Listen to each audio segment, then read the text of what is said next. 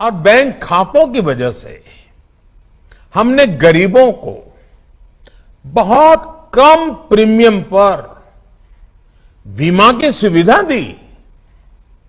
Bank खातों की ताकत से जुड़ने के बाद गरीबों को बिना गारंटी लोन मिलने का रास्ता खुल गया।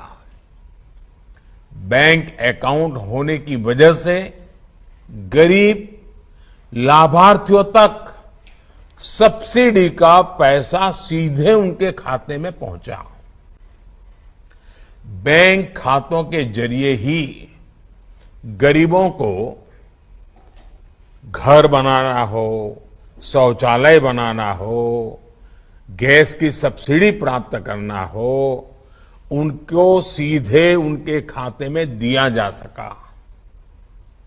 किसानों को भी तमाम सरकारी योजनाओं से मिलने वाली मदद बैंक खातों की वजह से उन तक आसानी से पहुंचाई जा सकी।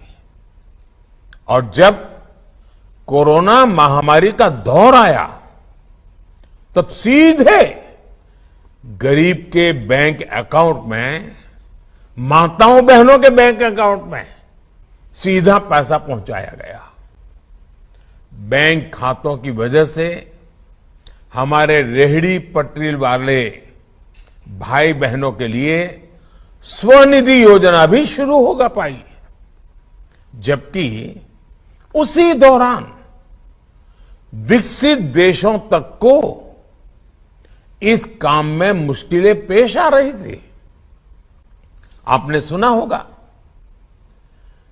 अभी अभी आईएमएफ ने भारत के डिजिटल बैंकिंग इंफ्रास्ट्रक्चर की भूरी भूरी प्रशंसा की है। इसका श्रेय भारत के गरीबों, भारत के किसानों और भारत के मजदूरों को जाता है, जिन्होंने नई तकनीकों को हिम्मत के साथ, समझ के साथ अपनाया, उसे अपने जीवन का हिस्सा बनाया। हमारा संकल्प है व्यवस्थाओं में सुधार का, हमारा संकल्प है पारदर्शिता लाने का, हमारा संकल्प है आखिरी पंक्ति में खड़े व्यक्ति तक पहुंचने का।